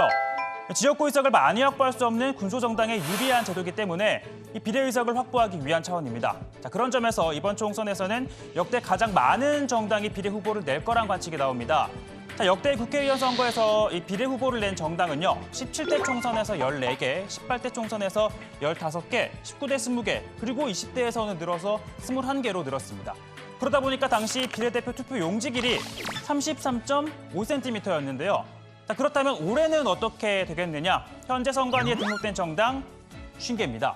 자, 이 가운데 더불어시민당과 미래한국당 등 20개 정당이 올해 창당을 했는데요. 사실상 새로운 선거법이 도입되면서 만들어진 겁니다. 자, 만일 이 50개 당이 모두 비례 후보를 내면 어떻게 될까요? 제가 한번 만들어봤는데요. 바로 이렇게 됩니다. 자, 기표칸 높이를 1cm, 이 상하 간격을 0.2cm로 계산하면 투표 용지 길이 66.3cm가 됐는데요. 자, 이렇게 길다 보니까 이 투표지 자동 분류기를 사용할 수 없다고 합니다. 자, 선관위에 따르면 25개당 이상의 후보를 내면 투표 용지가 길어져 불가능하기 때문에 결국 일일이 사람 눈으로 확인을 해야 하고 몇 번에 기표되어 있는지 확인해 집계를 해야 한다는 겁니다. 그만큼 개표엔 더 오랜 시간이 걸리겠죠. 자, 문제는 이 50개 정당 외에도 창당을 준비 중인 당이 27개가 됩니다. 자, 정치적 혹은 이념적 정체성이 확실히 보이는 당도 보이고요. 또는 목적의식이 뚜렷하게 드러난 당도 보입니다. 이런 당들이 있고요. 그런데 자, 이 당은 어떤 노선을, 실제로 창당준비위원회가 있는 당입니다. 어떤 노선을 추구하고 있는지 봤더니 한 건설회사의 불법, 부실 시공으로 억울하게 피해를 봤다고 주장하는 사람들이 주축이 됐다고 합니다. 자, 이들이 모두 비례 후보를 낼 것인지는 27일까지 기다려봐야 합니다. 자, 20대 총선에서도 등록된 27개 정당 가운데 후보를 낸 건 21개였죠. 그리고 준연동형이 도입됐다 해도 이 군소정당이 원내 입성하는 건 사실 쉬운 일이 아닙니다. 최소 3%의 득표율, 표로 따지면 약 70만 표를 얻어야 하는 건데요. 자, 20대 국회에서는 21개 정당 가운데 이 4개 당이, 그리고 19대 때도 20개 정당 가운데 4개 정당이 비례의석을 얻었습니다. 다만 18대 총선에서는 15개 가운데 좀 많죠. 6개 정당이 의석을 확보했는데요. 거대 양당 외에도 한나라당 공천에서 탈락한 친박 세력이 뭉쳤습니다. 그리고 진보 정당이 세력을 키웠죠. 게다가 대선 후보였던 이회창, 문국형 두 사람이 중심이 된 당이 돌풍을 일으켰기 때문으로 해석됩니다. 자, 그렇다면 이번 총선에서는 과연 3%의 벽을 넘어 원내 입성할 수 있는 당은 몇 개나 나올 수 있을까요? 예, 3%가 넘으면 의석수를 확보할 수 있기 때문에 이렇게 얘기가 되고 있는 것 같은데요. 사실 저도 정치부에 오래 있어봤지만 이렇게 사실 후보도 잘 모르고 이슈도 별로 없고, 물론 코로나19 영향도 있지만 복잡해지는 선거는 또 처음 보는 것 같습니다. 알겠습니다. 오늘 정치부에 준비한 시간은 여기까지고요. 내일 같은 시각에 다시 뵙겠습니다. 계속해서 뉴스룸이 이어집니다. 고맙습니다.